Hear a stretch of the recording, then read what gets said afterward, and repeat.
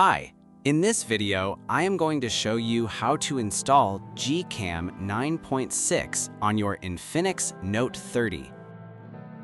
Step 1. Tap the first link in the description to open the article. Step 2.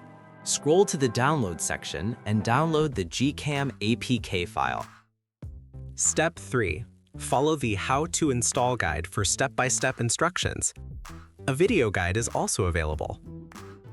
That's it. Don't forget to visit the article for complete instruction in APK file. Lastly, here's some GCam versus stock camera app comparison.